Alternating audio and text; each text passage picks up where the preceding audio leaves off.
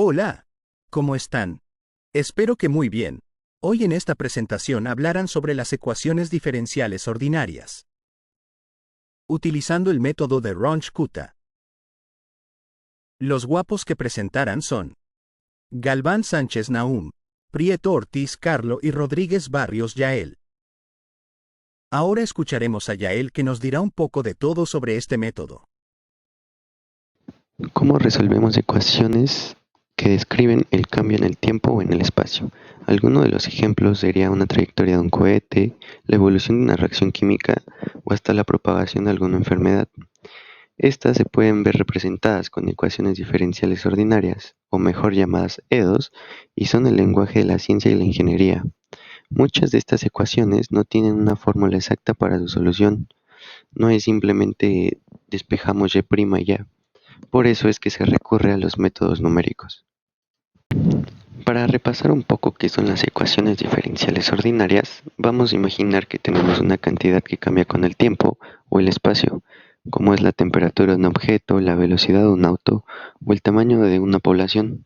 Dichos ejemplos se pueden representar con una ecuación que relaciona esa cantidad con la velocidad a la que cambia.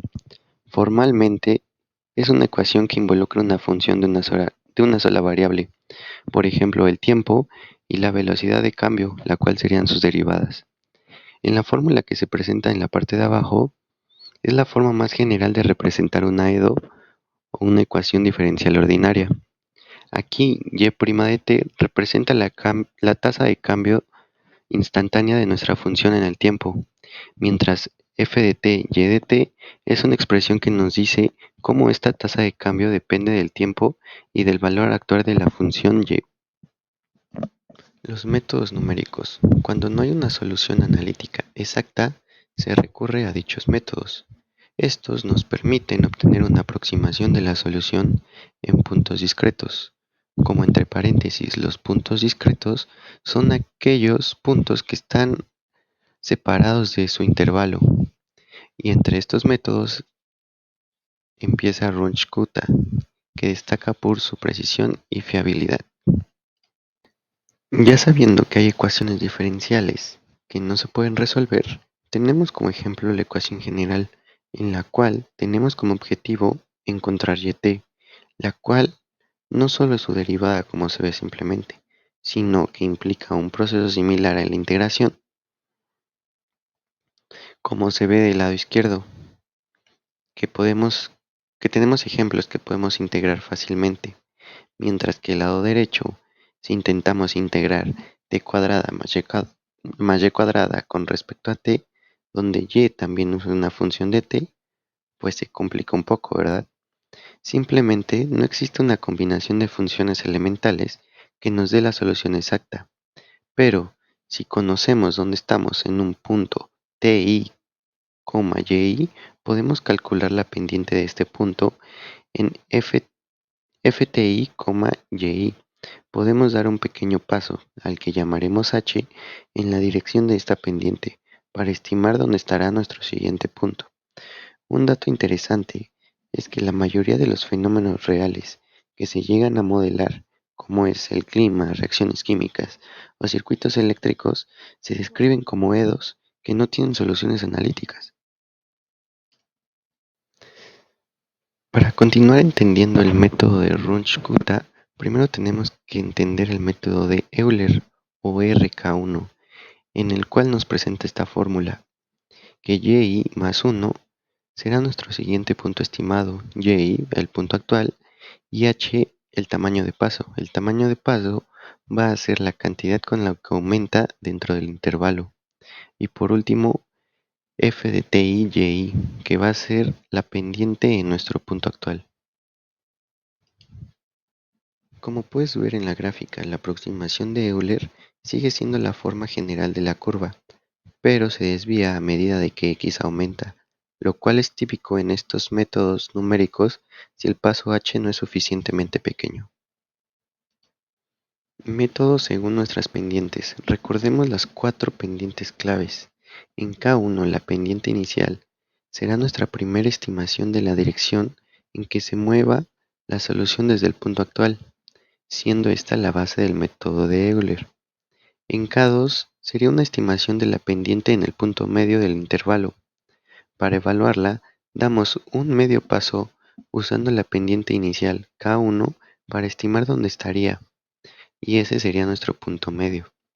En K3 es otra estimación de la pendiente en el mismo punto medio, pero ahora utilizando la pendiente K2 para predecir que el valor de Y en este punto medio sea nuestra comprensión a la pendiente en la mitad del paso, mientras que K4 es una estimación de la pendiente al final del intervalo.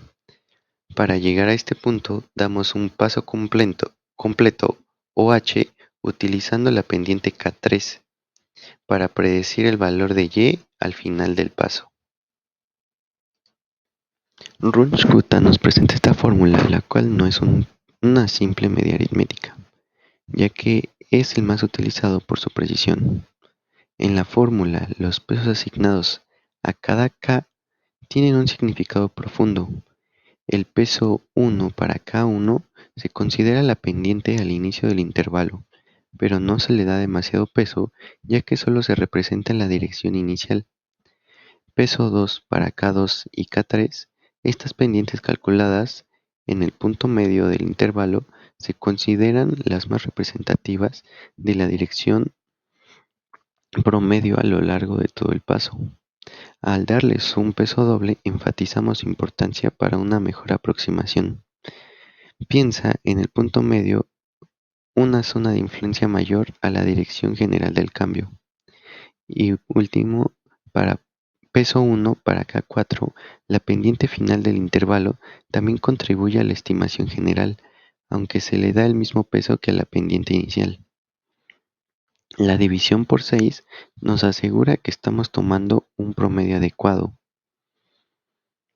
Un claro ejemplo de este método es imaginando que estás tratando de dibujar una curva sin levantar el lápiz. En cada pequeño intervalo de tiempo necesitas decidir en qué dirección moverás el lápiz. Euler solo mira la dirección del inicio, mientras RK4 o Runge-Kutta mira la dirección al principio. Haz una prueba de la mitad de camino 2 veces y mira la dirección final. Luego combina estas miradas, le podríamos llamar, de forma inteligente para decidir la mejor dirección general para dar el siguiente paso. Muchas gracias por tan buena explicación, Yael. Ahora Nahum nos dará un ejemplo sobre cómo resolver una ecuación utilizando este método. Hola, yo les voy a proporcionar un ejemplo del método de Runge-Kutta y les hablaré un poco de cómo es que funciona. Bueno, el método de Runge-Kutta, especialmente en su forma de cuarto orden, es una técnica numérica para resolver un sistema de ecuaciones diferenciales ordinarias. Su objetivo es aproximar el valor de y en puntos cercanos a x0 cuando no podemos o no queremos resolver la ecuación de forma analítica. ¿Qué idea usa? Bueno, Runge-Kutta mejora la precisión usando varias evaluaciones de la pendiente, o sea, la derivada, dentro de cada paso, en lugar de una sola como lo hace Euler. Las fórmulas del método de Runge-Kutta. Dado un paso h y un punto actual xn, yn, se calcula el siguiente punto de yn, así como lo mostramos en la fórmula general, donde K1 es la pendiente inicial, K2 es la pendiente en el medio con K1, K3 es otra pendiente en el medio con K2 y K4 es la pendiente final. Bueno, ¿qué representa cada uno? K1 es la pendiente en el inicio del intervalo, K2 y K3 son las estimaciones intermedias de la pendiente y K4 es la pendiente al final del intervalo.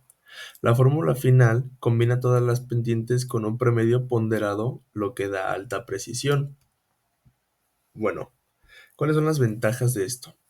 Esto es mucho más preciso que Euler o Runge-Kutta, pero de segundo orden, como lo habló mi compañero Yael. Es ideal para problemas donde la solución analítica no existe o es muy compleja, y es muy utilizado en física, ingeniería y simulaciones. Bueno, ahora hablemos sobre este ejemplo. ¿Qué nos dice? Nuestro planteamiento del problema es que nos dieron la siguiente ecuación diferencial ordinaria, que es diferencial de y sobre diferencial de x es igual a x más y. Bueno, nuestra condición inicial es y0 igual a 1 y nos piden aproximar un valor de y en x0 usando el método de Ronch-Cotta con un paso de h igual a 0.1. Nuevamente, ¿qué es este método? Bueno, este método busca calcular la aproximación de y en un punto, avanzando paso a paso desde un valor inicial, utilizando 4 estimaciones intermedias que mejoran nuestra precisión. Perfecto. Con la fórmula general se hacen estas 4 estimaciones y solo que tenemos que despejar todos nuestros datos en la siguiente fórmula. Muy bien, después de que hemos despejado nuestros valores en nuestra fórmula, queda de la siguiente manera y resolvemos algebraicamente. Como podemos observar, despejamos el K1, que representa la pendiente del intervalo, K2 y K3, que son las estimaciones intermedias de la pendiente, y K4, que es el pendiente final del intervalo. Bueno, todos estos valores de K1 a la K4 los vamos a sustituir en la fórmula al final, que es el promedio ponderado. Bueno, como podemos observar, este es nuestro resultado final. Y igual a 1.11 a 0.34. ¿Qué podemos decir con esto? Bueno, el método de Roche-Cotta, la verdad es que es un método bastante sencillo si lo queremos ver de esta manera analíticamente. Solo tenemos que despejar la fórmula general algebraicamente después de lo que ya sabemos hacer, que es ecuaciones diferenciales ordinarias. Y se puede resolver de distintas maneras. Las ecuaciones variables, las ecuaciones diferenciales pueden ser resueltas por separables, variables separables, lineales, no homogéneas, y son ejemplos que vamos a ver a continuación. Excelente, Nahum. Se ve que le sabes. Pasemos a ejemplificar este método en un programa en C, y qué mejor que explicarlo con Carlo. Adelante, Carlo. Bueno, ahora pasamos a la resolución del problema. Y el problema que tenemos aquí dice que vamos a considerar un objeto en caída libre que experimenta una resistencia al aire proporcional a su velocidad al cuadrado. Y la ecuación diferencial va a ser igual a la gravedad menos el coeficiente de arrastre sobre la masa del objeto. Todo eso va a estar multiplicado por la velocidad al cuadrado. Bueno, ahora vamos a la resolución del programa. Como condición inicial, el objeto se suelta desde reposo, por lo que su velocidad va a ser igual a 0 metros sobre segundo. El objetivo va a ser calcular la velocidad del objeto en función del tiempo, desde 0 segundos hasta 10 segundos, utilizando el método de Runge-Kutta de cuarto orden. Obviamente, como debemos iniciar un programa, ponemos lo que son las librerías. Yo usé stdio.h y mat.h. Después seguimos con la definición de la función. Esta línea define una función llamada f que toma dos argumentos de tipo doble, t para el tiempo y v para la velocidad. Dentro de la función f hay unas líneas que declaran e inician las constantes que representan los parámetros físicos del programa y del problema, lo cual es la aceleración de la gravedad, el coeficiente de arrastre y la masa del objeto. La palabra clave es constant, asegura que sus valores no pueden ser cambiados accidentalmente en la función. Como siguiente línea del código tenemos return. Esta línea calcula y retorna el valor de la derivada. Este es el corazón de nuestra función. Después tenemos que int main, lo cual esta es la función principal del programa C, la ejecución del programa que comienza aquí. Int indica que la función devolverá un número entero, comúnmente 0 para indicar el éxito. Seguimos con las siguientes líneas del código, los cuales van a ser los parámetros de la simulación. Aquí se declaran e inician las variables que definen los parámetros de la simulación. T0, el tiempo al inicio de la simulación, V0, la velocidad inicial del objeto, TF, el tiempo hasta el cual queremos simular, y H, el tamaño del paso, por el cual vamos a usar por el método de Runge-Kutta, el cual yo puse que el paso va a ser de 1 segundo. Como siguientes líneas del código vamos a declarar las variables para el cálculo de Runge-Kutta y las cuales se usarán durante la iteración. T, la variable que llevará la cuenta del tiempo actual a cada paso, se inicia con T0. V, la variable que almacenará la velocidad actual calculada, se inicia con V0. K1, K2, K3 y K4, las variables temporales utilizadas para almacenar los pendientes intermedios del método de Runge-Kutta de cuarto orden, o RK4. Las siguientes dos líneas del código van a ser print. Van a imprimir el encabezado de la tabla de resultados en la consola para que la salida sea un poco más legible, y pues ya deberíamos de saber que el guión al revés T es un tabulador y guión al revés N es un salto de línea. Tenemos un último printf. Esta va a imprimir la condición inicial T0 y V0 en la tabla. Porcentaje.2f va a formatear un número double con 2 decimales y porcentaje.4f en 4 decimales.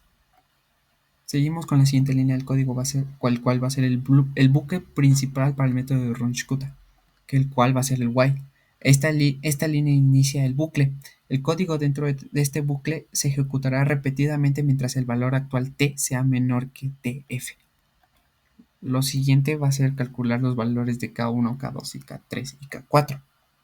Calcula K1, que es el producto del tamaño del paso, y la derivada pendiente del punto B. Después va a ser calcular K2, lo cual es h multiplicando por la derivada en un punto estimado a mitad del intervalo, usando la pendiente de K1 para estimar la v en ese punto. Como consiguiente va a ser K3, que es similar a K2, es h multiplicando por la derivada en el mismo punto medio, pero ahora usando la pendiente de K2 para una mejor estimación de v. Y por último K4, que es h multiplicando por la derivada en el punto final del intermedio, que es t más h, utilizando la pendiente de K3 para estimar v en ese punto. Como consiguiente va a ser actualizar la velocidad, el cual va a ser la ecuación principal de RK4. Actualiza la velocidad sumando v anterior a v actual, un promedio ponderado de los Ks. Los K2 y K3 tienen un peso doble porque representan estimaciones de la pendiente en el punto medio, que se consideran más representativas. Por eso tienen lo que es la sumatoria de esos dos. Y se multiplican. Después se va a actualizar el tiempo, el cual va a avanzar el tiempo al siguiente paso, sumando el tamaño del paso h al tiempo actual de t. Como consiguiente, en este bloque va a ser ajustarse el último paso para no exceder tf. El if va a intentar manejar el último paso del tiempo. Si al sumar h a t el nuevo t excede tf, entonces h va a ser igual a h menos paréntesis t menos tf, el cual va a ajustar el tamaño del paso h para que solo sea la distancia restante hasta tf. Y t igual a tf va a establecer t exactamente al tiempo final. Como consiguiente del programa vamos a anotar que está un print, el cual después de actualizar t y v y potencialmente ajustarlos si es el último paso, esta línea imprime los valores actuales del tiempo y la velocidad en la consola o en la tabla. Y ya para casi finalizar, si el tiempo actual excede tf, salimos del bucle para evitar impresiones adicionales después del tiempo final, el cual vamos a usar if, que es una condición de salida adicional para el bucle, aunque el while que ya habíamos usado ya controla esto. Este break asegura que si t alcanza o supera tf, especialmente si el if de t va a ser igual a mayor que tf, entonces lo anterior justo ajustó a tf. O sea, el bucle va a terminar inmediatamente después de la última impresión. Y aquí se va a cerrar el cierre del bucle while, el cual va a ser la llave que va a terminar el programa. Después tenemos return 0, el cual esta línea termina la función de main y por lo tanto el programa return 0 es una convención para indicar que el programa se ejecutó correctamente. Listo, ya tenemos la ejecución del programa hecha correctamente. Ahora vamos a ver nuestro resultado. Aquí tenemos la ejecución del programa, el cual, como habíamos dicho, iba a tener una tabla, el cual iba a ser el tiempo y la velocidad. El tiempo si empieza desde 0 y termina hasta 10 segundos. Y la velocidad si empieza desde 0 y va aumentando por cada paso o por cada segundo que pasa. Entonces el programa fue hecho correctamente. Vamos a iniciar con nuestro diagrama de flujo, el cual va a tener un inicio. Como siguiente paso va a ser la definición de la función, después la definición del bloque main, que son los parámetros T0, V0, TF y H. Después va a ser las variables para el cálculo de Runge-Kutta, el WT, W, K1, K2, K3 y K4. Después vamos a tener lo que es nuestra impresión de tiempo y la velocidad que va a ser en la tabla. Como siguiente paso va a ser el while, y el while lo que va a hacer es calcular los valores de K1, K2, K3, actualizar la velocidad y actualizar el tiempo en cada paso. Después de de actualizar el tiempo, vamos a tener nuestro primer if, que si t es mayor que tf, entonces vamos a hacer los siguientes cálculos, que es h igual a h menos paréntesis t menos tf y t igual a tf.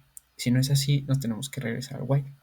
Pero como si es así, vamos a hacer ahora sí los cálculos de K1, K2, K3 y K4 con sus respectivas, usando cada intervalo de este mismo. Y obviamente ya se va a poder calcular lo que es V, el cual V, como ya me he explicado, es la actualización de la velocidad. Obviamente, este cálculo debe de llegar a 10 segundos. Si no es así, tendrías que volver a H y hacer los mismos cálculos hasta que llegues a 10 segundos. Cuando ya llegues a 10 segundos, se va a imprimir ese resultado en la tabla que habíamos puesto, que era de tiempo y velocidad.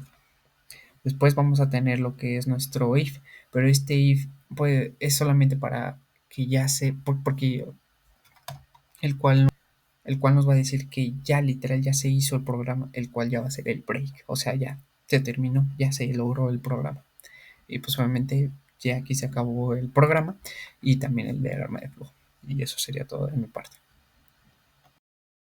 Excelente, Carlo. Todo un crack este chico. Bueno, ahora verán los ejercicios propuestos para la clase por Nahum. Bueno, estos son los ejercicios propuestos para las clases. Los ejemplos vienen con la forma en la que es recomendable resolver cada ecuación. Como podrán observar, el ejemplo 1 es recomendable resolverlo por separable y el ejemplo 2 por variable separable. Podrán encontrarse los otros dos ejemplos un poco más complejos, pero la realidad es que nada fuera de lo común. Y aquí también les estamos proporcionando ya el valor de y y de x, que si recuerdan, x es el punto inicial y h es el paso, así para que no tengan que estar dando iteraciones de más o más estimaciones. Bueno, y recuerden que primero se resuelve la ecuación diferencial como la saben resolver por el método que ustedes dicen, en este caso por el método que es el más recomendable, y después esto se comprueba con el método de Runge-Kutta haciendo las iteraciones correspondientes en x y en h.